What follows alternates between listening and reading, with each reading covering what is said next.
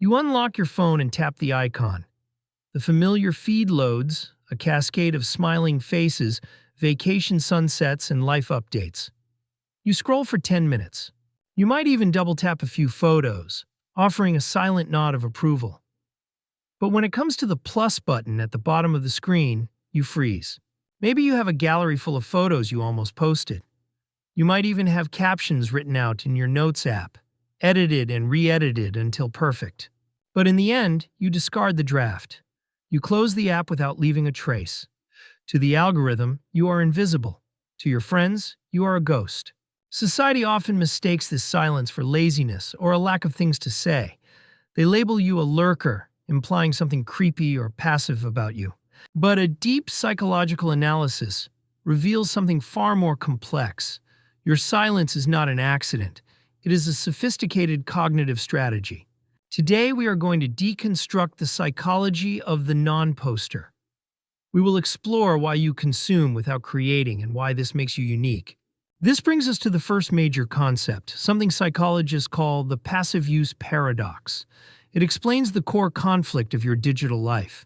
Passive social media use, or PSMU, is defined as scrolling and consuming content without direct engagement, like posting or messaging.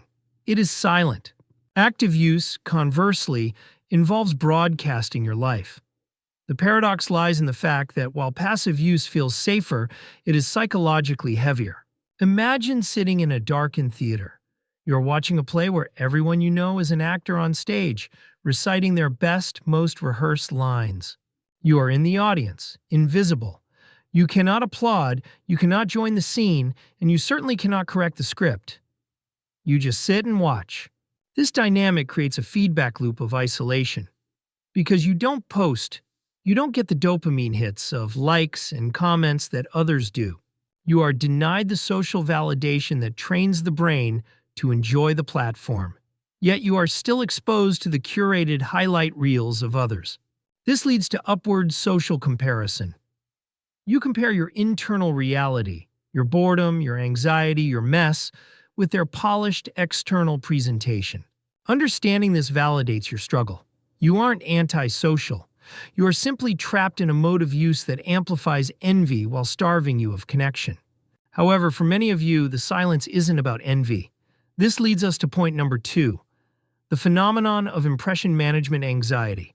In sociology, face is the image we present to the world.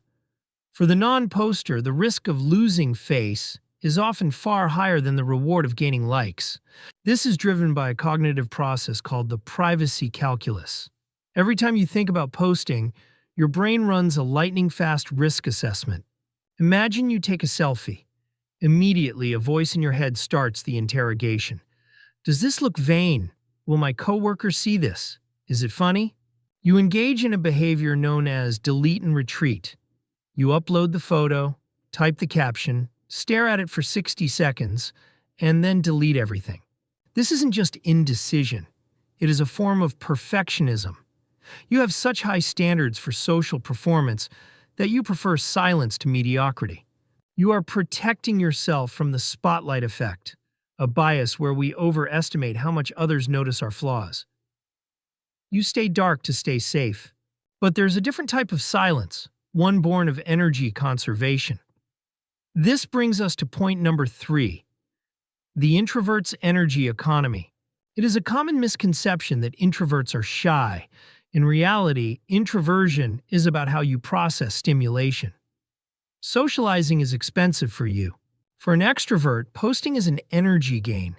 They throw a thought out into the world and feed off the comments and reactions. It charges their battery. For you, posting is a debt. You know that if you post a picture, you are signing a contract to reply to comments and manage notifications for the next day. Imagine the physical sensation of your phone buzzing repeatedly. For an extrovert, that buzz is excitement. For you, it feels like a demand on your time. You choose not to post because you value autonomy over attention. You are not hiding. You are simply refusing to do unpaid labor for the algorithm. Your silence is a boundary. You are preserving your cognitive resources for deep, meaningful interactions rather than spending them on digital small talk. However, we must address a darker shade of silence. This brings us to point number 4, the psychology of the vulnerable or covert narcissist. We typically associate narcissism with loud, showy behavior, but there is a subtype that operates through withdrawal and the withholding of validation.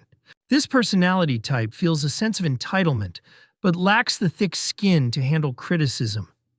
They are terrified of posting and getting only 10 likes. To avoid the injury of a low like count, they simply refuse to play the game. But they are still watching, often with a critical, judgmental eye. Imagine scrolling through your feed and thinking, "Look how desperate she is for attention." Or, "That is such a staged photo." But you never double tap. You withhold your like as a way of exerting power. In an economy of attention, your refusal to give validation is the only currency you have to spend. If this resonates, it does not mean you are a bad person. It means you are using silence as a shield to protect a fragile ego from the brutality of judgment. On the complete opposite end of the spectrum, we find a growing group of healthy non-posters. This is point number 5. The digital minimalist. This behavior is driven by the joy of missing out, or JOMO. It is a rebellion against the pressure to document every single moment of your existence. For this group, silence is a sign of high self-esteem. They do not need the external validation of strangers to confirm that their life is happening. Imagine you are at a concert. Everyone around you has their phone raised, recording a blurry video they will never watch again. You keep your phone in your pocket. You are experiencing the moment with your own eyes, not through a screen. You understand that stopping to capture the content often kills the memory. This is what researchers call volitional silence. It is an act of autonomy. You are using the app as a tool, a phone book or newsfeed, not a stage. You have realized that privacy is the ultimate luxury. In a world where everyone is oversharing, remaining a mystery is a powerful status symbol. This connects deeply to our 6th point, the impact of attachment styles, specifically the behaviors known as orbiting and ghosting. If you have an avoidant attachment style, you crave independence and often feel suffocated by too much intimacy. Social media is a minefield for you. Orbiting is when you watch someone's stories religiously but never interact with them. You keep them in your view, but you stay out of their reach. It allows you to maintain intimacy at a distance. You satisfy your curiosity about an ex or a friend without the obligation of a real conversation. Imagine standing outside a house, looking through the window at a party inside. You want to see who is there, but you are terrified of ringing the doorbell. Your silence protects you from rejection, but it also prevents true connection. You remain in orbit, circling the people you love, but never landing. Finally, we must discuss a generational shift. Point number 7 involves the sharenting backlash and the rise of the privacy-first user. If you are younger, perhaps Gen Z, you may have grown up with parents who posted your baby photos, tantrums, and milestones without your consent. This phenomenon, called sharenting, has created a generation that views anonymity as a form of reclaiming ownership over their own identity. Your non-posting is a trauma response to being overexposed. You are acutely aware that the internet is permanent and that data is being harvested. Imagine the feeling of knowing your entire childhood is archived on a server somewhere. Your silence now is a way of taking back control of your image. You might be a ghost, a user who uses a fake name, no profile picture, and provides false data. You are there to observe, but you refuse to be tracked. This is a rational response to surveillance capitalism. You aren't hiding because you are ashamed. You are hiding because you are smart about security. So, what does this all mean for you? If you are a non-poster, you are part of a vast silent majority that the internet often ignores but relies upon. Your silence is not a monolith. It might be anxiety today, efficiency tomorrow, and a desire for privacy next week. It is a fluid, adaptive state. Recognize that while passive use can drain your happiness, The choice to remain private is a valid and powerful stance in a hyper-connected world. You do not owe the world a status update. You do not owe the algorithm your data. Your life is valid whether it is documented on a server or not. The next time you draft a post and decide to delete it, do not see it as a failure. See it as a choice. You are choosing the real world over the digital one. In an age of constant noise, your silence is not an absence. It is a presence. It is a boundary. And it is the ultimate form of self-possession.